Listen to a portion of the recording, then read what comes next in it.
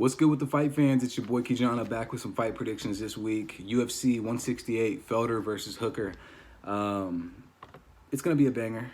That's all I got to say about that one. The main event is going to be a banger. Trust me on that one. Paul Felder, the Irish Dragon, he's a fucking beast. Dan the Hangman Hooker, he's a fucking beast. Paul Felder's ranked 6, Dan Hooker's ranked 7.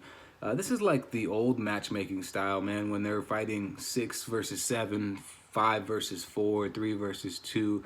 They matched it up very well for this fight. I'm super excited to watch it. The whole main fucking card looks pretty legit. The Carolina fight looks like it's going to be a fun one versus Jan. Jim Crute versus Michael. I don't know too much about Ben Sosoli or Marcos Rogero de Lima, but those guys are heavyweights, so someone's going to get knocked out most likely. Brad Riddell versus Magomed Mustafayev, and Kevin Aguilar versus Zubara.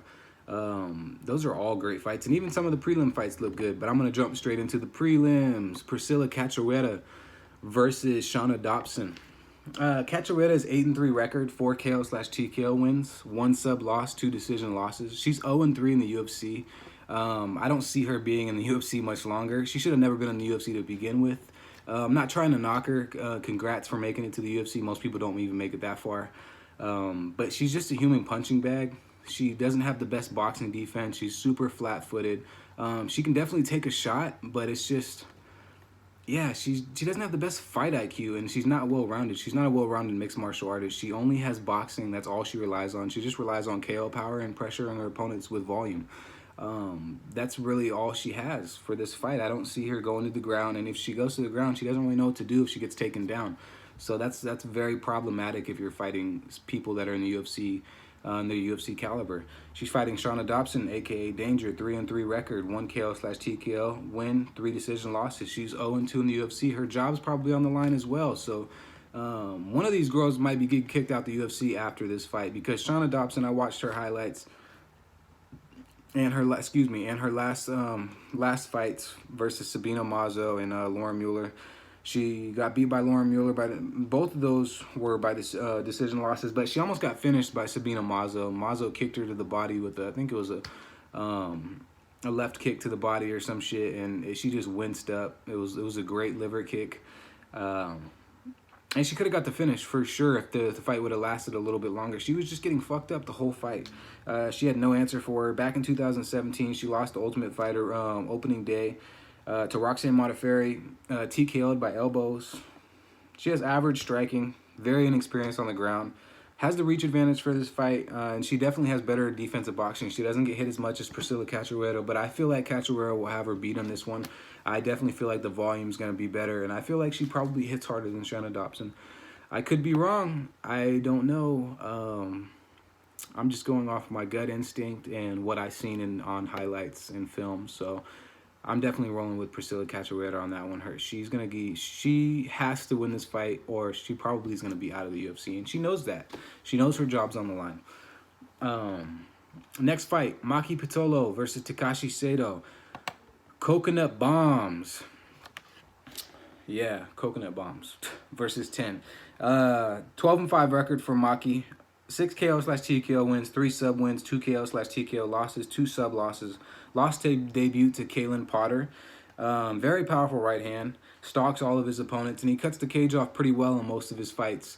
But there are tendencies where he doesn't cut the cage off and he's chasing, and he'll throw the same strike, the same left hand or the same right hand over and over until he lands it, or until he thinks he's going to land it, and he'll get countered. He got countered by, who was it? CJ Marsh back in 2014. He was chasing him through 4 left hands in a row and expected to land him, 4 left hooks, and he got countered and got put to sleep. So he does have the tendency to still do that in some of his fights that I've seen. But he is a powerful striker. He has the reach advantage for this fight. But I just don't feel like he has the best fight IQ. But he does always look for the finish, so that is something to look out for. Takashi Sato is a veteran, man. 15-3 record, 10 KO/TKO wins, 2 sub wins, 1 KO/TKO loss, 2 sub losses. Sato always looks for the finish as well. He lost to Bilal Muhammad by third round rear naked choke in his last fight. He throws good jabs. He's a southpaw. He hits hard, definitely has KO ability. I mean, he has 10 KO/TKOs on his record for a reason. Has been subbed by rear naked choke twice. Impressive performance versus Ben Saunders, but I mean, also at the same time, it's not very impressive because Ben Saunders is old and he just doesn't seem to have it anymore. He's very lethal. Counter left hand is really nice and is good. He has good wrestling defense as well, but I don't think he's gonna have to worry about that against Maki Pitolo, because Pitolo is gonna be looking to strike. He's gonna be head hunting. He doesn't throw enough body strikes, in my own opinion, either. He's a head hunter, but something's telling me to roll with Takashi Sato, so I'm gonna roll with Takashi Sato on this one. Sometimes I go against my gut, and it doesn't usually work in my favor, so I'm going with my gut in every one of these picks for this card, and I hopefully it pays off. Next fight, Loma Luke Bunmi versus Angela Overkill Hill. 4-1 record for Loma. 1 KO/TKO win, 1 sub loss, 1 debut versus Alexandra Albu. I picked Alexandra Albu. I thought the wrestling was definitely going to get it done versus the Muay Thai opponent, but it didn't. She won by split decision, trains out of Tiger Muay Thai. Very nice. She has very nice trips, nasty clinch work, knees, elbows, front kicks are all vicious. She throws them with bad intentions for sure. Very quick striker too. She's got fast hands, good wrestling defense. It's hard to take her down, which Alexandra Albu didn't do that well of a job with that one, and she gassed herself out. High pace. She's a pressure fighter. She relies a lot on her volume. So she's not like, I wouldn't say she's a knockout artist, but at the same time, she could definitely knock you out with her volume if she's just taking it to you the whole fight. And she's, like I said, she's a pressure fighter. So yeah, it's going to be interesting because Angela Hill, she's 11-7 record, 5 KO/TKO wins, 2 sub losses on a 2-fight win streak, 2 TKO wins versus Ariane Carnilosi and Hannah Cyphers. Those were very impressive performances. I feel like Angela Hill is actually getting better with age. She's getting better each one of her fights. She's kind of like, she's stepping out of her shell a little bit, it seems like, in these recent years. It doesn't seem like she's timid in the ring anymore. For some of her older fights, she definitely seemed a little timid in the ring. And that could just be like jitters. I mean, everybody gets them if they're going to be in a fight. But yeah, man, she's lost to Xian Yan by decision, Randa Marcos by sub, and Courtney Casey by split decision. Those were her recent losses. She has really good footwork, nice leg kicks. She uses her range very well. She's a short fighter, but she definitely has the reach advantage by, 2 or 3 inches? So yeah, she has a reach advantage by 3 inches on this. Good defensive boxing. She has questionable ground game, though. I don't think Loma's going to be taking her down, though. She's a Muay Thai specialist. I feel like this is going to be a standing fight. They're going to pick each other apart. She also throws good body kicks, throws quick T kicks. Her T kicks are money, dude. Her T kicks are definitely money. And like I said, she looks better in each one of her fights. She's definitely improved since she's been in the UFC. She has more MMA experience. I just wish she would mix it up and go to the ground a little bit more, do something on the ground, because Randa Marcos submitted her pretty quick in the first round when they fought. And I kind of seen that happening. I picked Angela Hill. She was coming in on short notice, but my gut was telling me that Randa Marcos was going to use her wrestling and dominate her. And she didn't really have an answer when she got on the ground. And she throws good jabs. I'm rolling with Luke Bunmi on this one. Though. Angela Hill's on a 2-fight win streak. She's bound to get a loss now. That's just my own opinion. She never can go the distance that long. She always gets 1 win, 1 loss, 2 wins, 1 loss, 2 losses, 1 win. It's just back and forth with her. I can't put my faith in her. And I feel like Luke Bunmi is going to be the one to pick for that fight. I feel like my money's riding on her. So that's what I'm going to be picking. Next fight, Kai Kara France, Don't Blink versus Tyson Nam. Don't Blink, 20-8 record, 9 KO/TKO wins, 3 sub wins, 2 KO/TKO losses, 2 sub losses. Lost to Brandon Moreno in his last fight. It was not a bad performance at all. Kai Kara France just got outworked. Brandon Moreno was very hungry for that fight. He lost in his home. He lost in Mexico. He lost in Mexico, man. Which he should have won that fight. I still think Brandon Moreno should have won that fight, but it's whatever. These judges fucking suck lately. Got outworked, but yeah, he got overwhelmed. Brandon Moreno, his pressure. It's weird because Kai Kara France is a pressure fighter, and he's usually the one putting pressure on his opponents. But Brandon Moreno just would not stop, dude. He was relentless. He has great cardio. And Kai Kara France has great cardio. He's 3-1 in the UFC. All decisions. He is overdue for a KO win, man. I could definitely see him knocking out Tyson Nam in this fight. He's overdue. He's had a good amount of KOs, 9 KOs / cheat KOs. He trains at a Tiger Muay Thai. Left hooks are good as well. Closes distance very quick, dude. I mean, they call him Don't Blink for a reason. He's fast. He has fast twitch muscle. Throws very good body strikes, nasty uppercuts. Doesn't throw many kicks though. I noticed that he doesn't incorporate too many kicks in his game. But when he does, his left high kick is there every time. He'll do a 3 or 4 piece combination with the left high kick finishing. So yeah, he sets it up nice.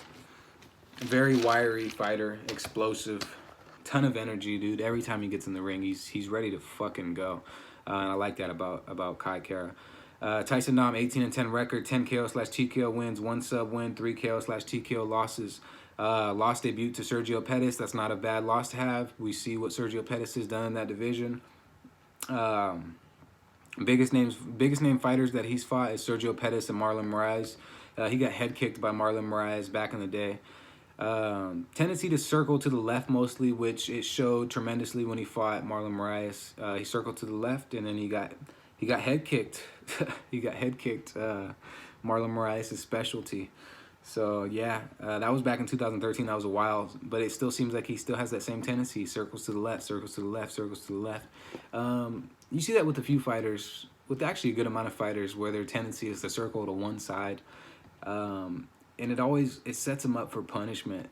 It sets them up for some serious punishment because people time those kicks, especially when it's their power side, or they're going to time a right cross, a hook, anything, flying knee. I mean, you could time anything if you catch your opponent going to the same side nonstop. And Tyson Nam goes to the same side nonstop, and Kai Kara France, that's going to work in his favor for sure. I see Kai Kara getting a knockout victory in this one.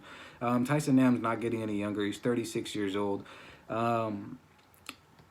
Yeah, he can definitely knock you out. He does hit hard. He has a big right hand, but that's really it. I don't see too much more with Tyson. I'm rolling with Kai Kara. I see a first or second round KO in the making. Next fight, Kalen Potter versus Song Kinon. The Rockstar, 18-8 record, 6 KO / TKO wins, 10 sub wins, 4 KO / TKO losses. He's 35 years old. He's 1-1 in the UFC. Stepped in on short notice on his debut to Jalen Turner. He got TKO'd pretty bad in that one. It was vicious. Beat Maki Pitolo in his last fight. He's a very strategic submission specialist. 5 wins by rear naked choke, 1 triangle choke, 1 arm triangle, 1 arm bar, 2 guillotine chokes. I mean, he's pretty much got it all in his arsenal. He can submit you any way he wants. He has the reach advantage for this fight as well. So it'll be interesting. He's serious. He's a serious offensive threat when he's on the ground, whether he's on his back or he's on the top position. It doesn't really matter. Average striking, very flat-footed. He does cut the cage off pretty nicely. Good takedowns and trips, and he throws a pretty nice right overhand. Sets punches up mainly just to get that takedown or get you against the cage and get a trip. That's Kalen Potter's game plan most likely for this fight as well. Song Kinon's he's the assassin. He is a striker. 15-5 record, 7 KO / TKO wins, 6 sub wins, 2 KO / TKO losses, 0 sub losses. 50% takedown defense. That's not that good. I feel like Kalen Potter, if he doesn't get clipped by something, he's gonna get a knockout. I mean, he'll probably get taken down like once or twice. At least once or twice. Kalen Potter's going to take down Song Kinon at least once or twice if he doesn't get clipped with something. Kinon's pretty fucking fast. Lost to Alex Morano prior. Beat Derek Krantz in his last fight, but prior to that he lost to Alex Morano by unanimous decision. 3-2 record in the UFC.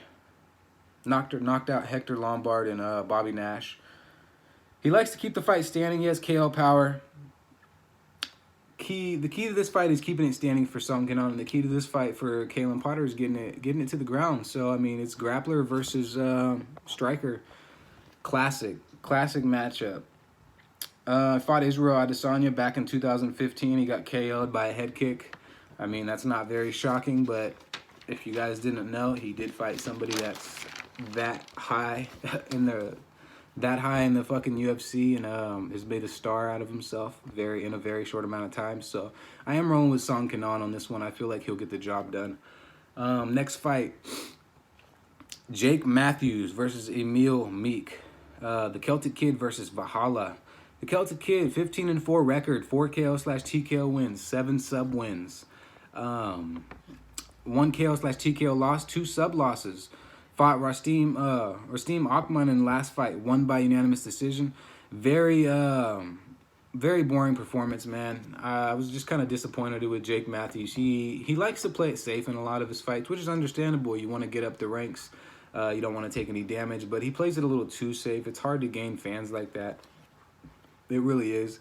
But then at the same time, if you don't give a fuck about fans and you just want to move up the ranks and you want to you want to be like a Kamaru Usman and just kind of just get the belt and nobody really knows about you, no one really cares about you, but then that's cool. I mean, not trying to knock Kamaru Usman, but he's just another one of those boring fighters. I'm going off topic, but yeah, he's one of those guys that nobody really ever expected to get the belt, just for the simple fact that he's that guy that no one really ever talked about. He came out of nowhere. And Jake Matthews is kind of that guy a little bit. I'm not saying that he has the skill set as Kamaru at all, but he just didn't seem like himself in his last fight. Lost to Rocco Martin by Anaconda choke. Before that, has had 12 fights in the UFC since 2014. Very active fighter, 8-4 in the UFC. Low volume striker. Lands about 2 takedowns per fight. Has good top control and decent ground and pound. If he gets on top of you, he's probably going to keep you there. At least try to. His takedowns and his high pace for grappling transitions and ground and pound are probably the most important thing in this fight for him, especially versus Emil Meek, for the simple fact that Meek got dominated by Kamaru Usman just from takedowns and top pressure. Usman didn't do much with the ground and pound, but Jake Matthews will definitely do something with the ground and pound. So that'll be a big difference, and I'm pretty sure that his corners and his coaches seen that. They watched highlights of Emil Meek and they watched what he does and his tendencies, and how he basically got dominated by Usman, and Usman just did one thing, and that's single legs and double legs. That's all he did. It was pretty simple. But Meek did have a great gas tank, even with him getting dominated. He's a 9-4 record, 7 KO/TKO wins, 1 sub win, 2 KO/TKO losses. He's 1-2 in the UFC. Lost last 2 fights by unanimous decision to Barboz, Fabinski, and Kamaru Usman. Did not have an answer for Usman's pressure and his relentless takedowns. Like I said, he has great cardio. He backs up a lot. He just lacks a little bit of wrestling defense, but if he's improved on that, it's gonna be a kind of a tough night for Jake Matthews. He'll gas himself out trying to get takedowns versus Meek, because Meek, he doesn't seem to get too tired. He has KO ability over anyone he fights. Also got taken down a few times versus Fabinski as well. His wrestling defense and setting up combos will be the key for beating Jake Matthews. I put a question mark by this fight, but I am gonna pick Jake Matthews. I feel like the takedowns are gonna be too much for Meek, and I don't see him knocking out Jake Matthews. And they're fighting in Australia. So if it goes to decision, I don't know. The judges have been kind of weird, a little iffy. But I see Jake Matthews getting the nod on that one. Next fight, Jalen Turner versus Joshua Kulabau. Jalen Turner, the Tarantula, 8-5 record, 7 KO/TKO wins, 1 sub win, 3 KO/TKO losses. He's 6'3". That's a super tall fucking lightweight. 6'3" is insane for lightweight. That's light heavyweight status. That's heavyweight status and shit. That's pretty crazy. Super tall, very rangy, long limb, strategic kickboxer that uses range very nicely. Lost last fight to Matt Frivola by unanimous decision. Beat Kalen Potter by TKO before that. Got KO'd by Vicente Luque, but he was on very short notice for that fight, and he went up a weight class. You could tell it wasn't his natural weight, and he probably shouldn't be in that weight class to begin with. He's very dangerous in clinch situations. Throws an arsenal of different strikes. His left kick is pretty much money. It doesn't matter where it's at. If it's out the body, if it's at your head, if it's at your fucking calves, your thigh, don't matter. His left kicks are really good. Very nice front kicks. He uses those well too. So I could see him using a lot of front kicks in this fight. He has the reach advantage by quite a bit in this one. Let me look at what his reach advantage is. It doesn't show the other guy's reach advantage because he's coming in on short notice and it's debut. But I know he has a pretty good reach advantage because he's 5'10" and the other guy's 6'3". So sometimes that doesn't matter. The 5'10" guy might have the same reach as the 6'3" guy, which is pretty insane. His left cross and jabs are good as well. Goes to the body a lot. I love that about Jalen Turner. A lot of guys try to headhunt. That's all they go for. Your body's a bigger target and it's a weaker target than your head, I feel like. Yeah, your body's the soft spot, man. So go to the body. Go to the body. Joshua Kulabau, 8-0 record. 5 KO/TKO wins, 3 decision wins. Making UFC debut on short notice, replacing Jamie Malarkey. It says that he's 5'10", but on the other website it says he's 5'9". So he's not, I mean, he's a pretty good height for the lightweight division. Jalen Turner is just huge for that division. He normally fights at the 145-pound class, which is featherweight, so he's going up a weight class for this fight. That's not looking too well. But this guy, man, he's fighting out of Sydney, Australia. He has nasty kicks, quick hands, very quick hands, good footwork, man. Knockout power. I watched a lot of his tape because he's a super underdog for this fight, and he has knockout potential, bro. Not even potential. He has knockout power, dude. But he does have the potential to knock out Jalen Turner if he closes the distance and he has good enough cardio and he can just wear on Turner. But I mean, it's a lot to ask. Threw some nasty ones versus Josh Payne. Calf kicks. He threw really nasty calf kicks versus Josh Payne in his title fight. Good single legs, decent top control and transitions. Active on the ground with elbows, strong right hand, and his hands are fast. When I mean like they're fast, this guy has like, I don't know. It's just he doesn't seem like he would have that fast of hands, but they're quick, dude. He catches you off guard and then puts you to sleep. Man, most people would think I'm crazy because I'm going back and forth on Jalen Turner, and Jalen Turner had a full training camp for this one, but he was at a full training camp to fight Jamie Malarkey, and this guy has that kind of style that could definitely knock out Jalen Turner. I could see that happening.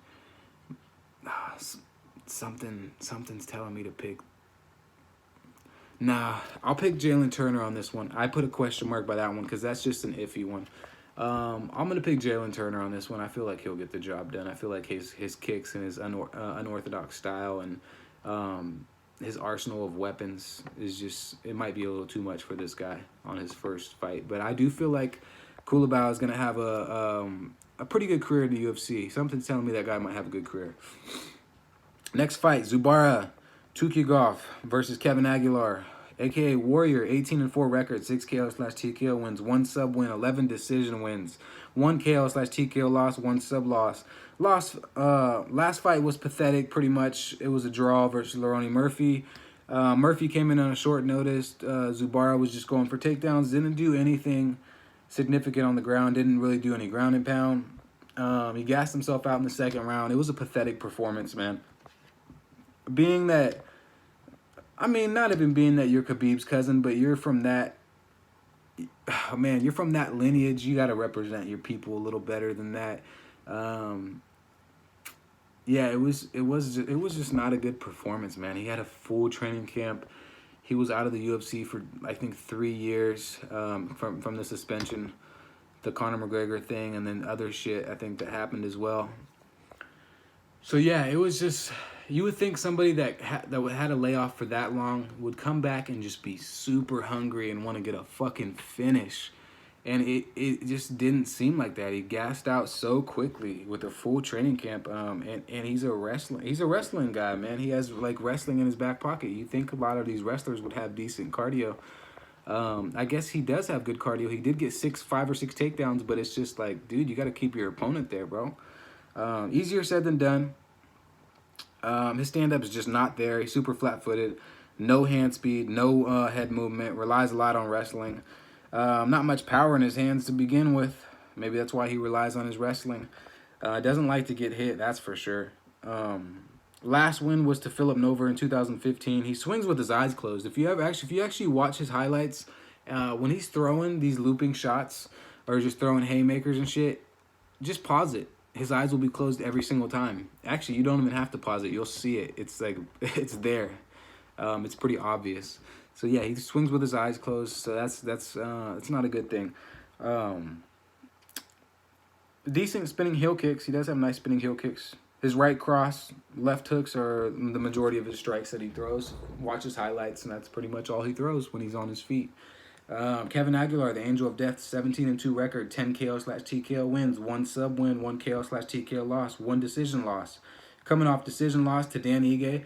We see what Dan Ige is doing, man. Huge fan of Dan Ige. Shout out to Dan Ige for sure. Not going to be watching this video, but yeah, shout out to that guy. I like his fighting style.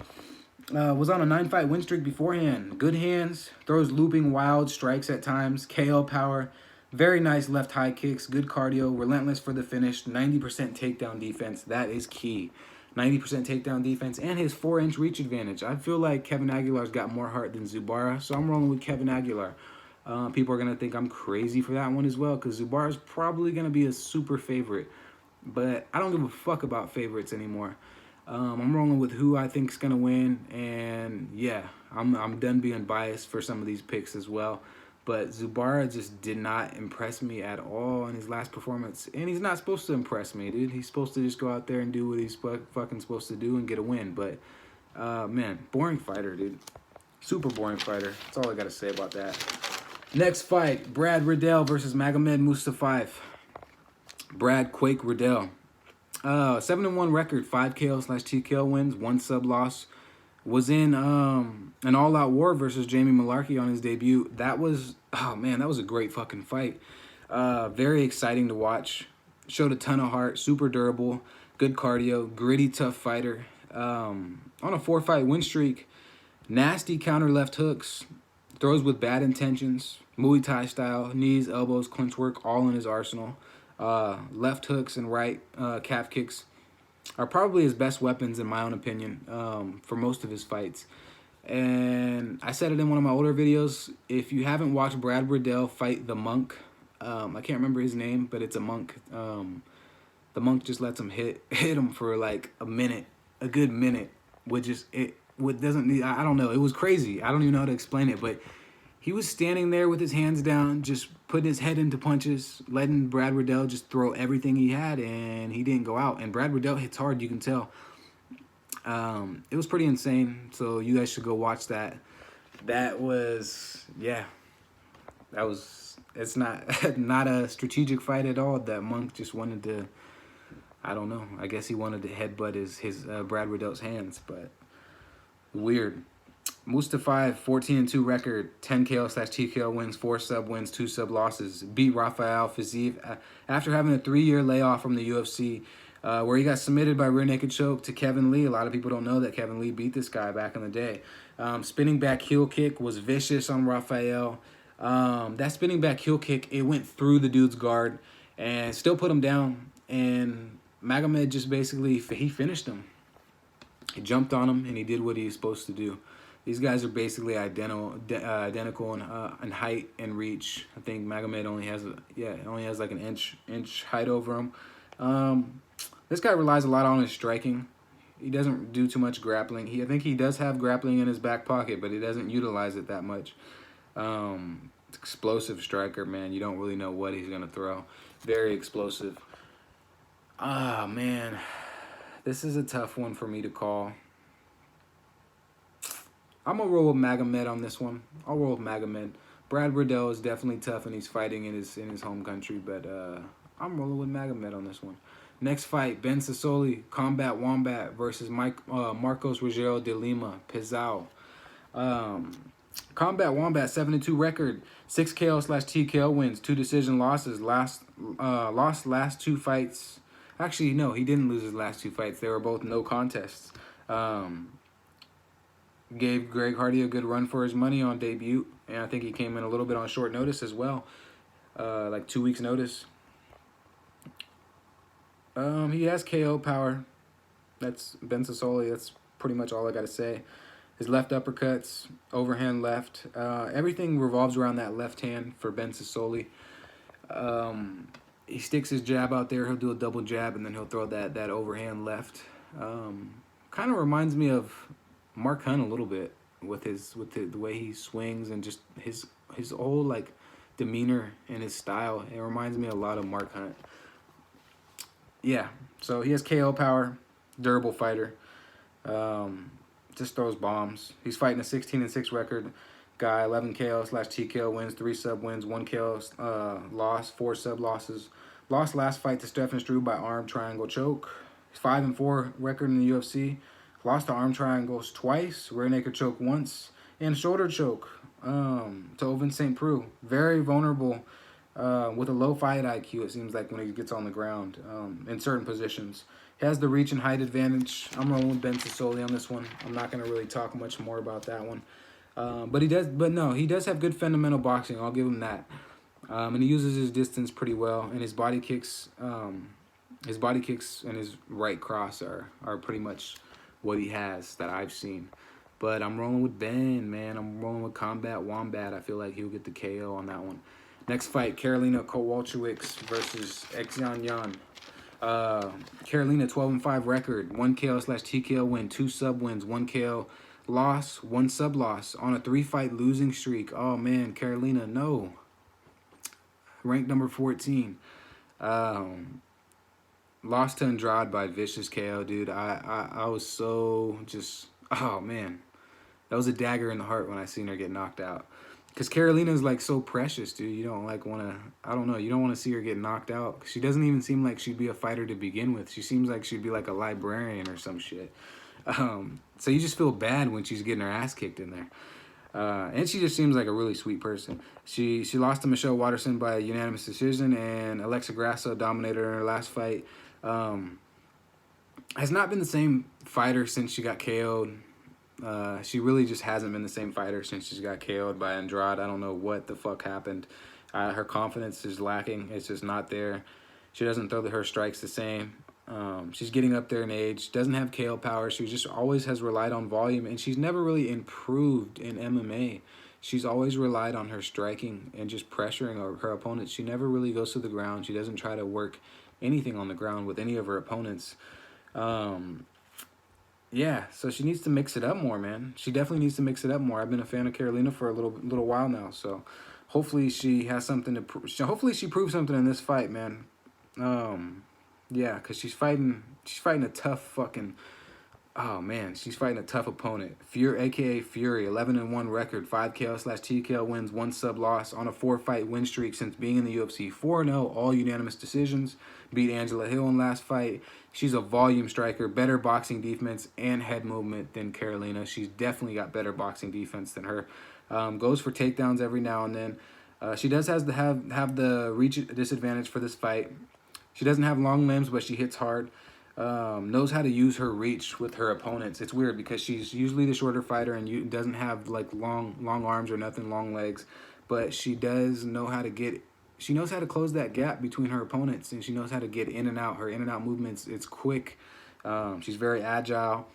Right cross / overhand. Has a ton of power, especially for that division. So I'm rolling with Yan. I can't go with Karolina on this one. I want to go with Karolina, but I just can't. I'm definitely rolling with Yan. I think she'll get the UD for that fight. Next fight, Jim Crute versus Michael Olejchuk. Jim the Brute Crute, 10-1 record, 4 KO/TKO wins, 3 sub wins, 1 sub loss. Lost last fight to Misha Serkinov by Peruvian necktie. Definitely looking to get back on track. Very low volume striker. Good double leg takedowns, nice top control and ground and pound. When he gets you on the ground, he's looking to put your lights out. He's going to use that ground and pound. He doesn't just lay on you like some of these fucking wrestlers do. Yeah, overhand right puts people straight to sleep. Throws good shit. Yeah, he throws pretty good combos as well. 3-4 hit combos with leg kicks. Decent cardio, very experienced ground transitions. But he's fighting Michael Lord Olejchuk. 14-3 record, 10 KO/TKO wins, 1 sub win, 1 KO/TKO loss, 2 sub losses. Lost last fight to Ovin St. Preux by shoulder choke. Ovin St. Preux, man, dude. He's getting a lot of people with that same fucking choke. It's pretty crazy. Quick hands, good footwork, cerebral striker. And when I mean cerebral, I just mean like he's an intelligent striker, dude. He'll lure you in. He'll make you think that you're hitting him and you're doing a bunch of damage, and he's really blocking a lot of those strikes. Most of those strikes are grazing him. They're not really hitting him. He's getting out of the way. He's got very good footwork and very good head movement, and overall, just his overall movement's very well. He moves around the ring pretty light. He's light on his feet, especially for the light heavyweight division. He has a weird body type as well. So yeah, like I said, he'll lure you in and hit you with a counter and knock your ass the fuck out. And he doesn't look like he would have knockout power at all, but he does. Yeah. This guy's really good. Even I know he lost his last fight, but he's a really good fighter. Very nice counter striking. Takedown defense is so, and his cardio is decent as well. He did kind of gas out in his last fight a little bit, but I mean, if you look at how many strikes he threw in the first round, it was pretty crazy. So yeah, I'm rolling with Olechek on this one. Yeah, I'm rolling with Olechek on this one. He has something to prove for this fight for sure. And that last fight, the main fucking event, man. Paul Felder, the Irish Dragon, versus Dan, the Hangman Hooker. Man, I'm really looking forward to this one. The Irish Dragon, 17-4 record, 10 KO/TKO wins, 1 sub win, 1 KO/TKO loss, 3 decision losses, 4-inch reach disadvantage for this fight. That's not good. Tough, gritty, and durable. That is the definition of Paul Felder. If you go in the dictionary and you look up Paul Felder, it's going to say durable. Yeah, that's pretty much all it's going to say. It's going to say durable, and it's probably going to say badass in quotes, because Paul Felder he's a badass, bro. He's on a 2-fight win streak over James Vick and Edson Barbosa. Beat Edson Barbosa twice by decision. Great performances. Really good performance versus both those fighters. His only recent loss was to Mike Perry by split decision, and that's probably, I could see him getting a run back on that one and probably winning. That's just because I feel like he broke his arm. He broke his arm, well, I don't feel like he broke his arm, but he did break his arm in the first round. And that played a tremendous role on that whole fight, the outcome. This guy's a straight savage. He puts everything into his strikes, lethal elbows and knees. Man, can't say enough about Paul Felder, man. That guy's he's a stud. But he's fighting the Hangman, 19-8 record, 10 KO/TKO wins, 7 sub wins, 1 KO/TKO loss, 2 sub losses on a 2-fight win streak over James Vick. Vicious fucking KO and Al Quinta by unanimous decision. His last loss was to Edson Barbosa by TKO. Man, it's kind of crazy because Paul Felder, you can't really go mathematically on who people fight in this shit. So you can't say Paul Felder beat Edson Barbosa twice. So that means he's gonna beat Dan Hooker because Dan Hooker got TKO'd by Edson Barbosa. So if you do it mathematically, you might think that makes sense, but it doesn't because these are all different types of styles. Edson Barbosa's style just didn't match up well with Dan Hooker's, and I also feel like Paul Felder's style doesn't match up well with Dan Hooker's. Paul Felder is a pressure fighter. Dan Hooker's a pressure fighter. But Paul Felder is the type of pressure fighter that can take more damage than Dan Hooker. And that's the same goal went for Edson Barbosa. Edson Barbosa could take way more damage than Dan Hooker.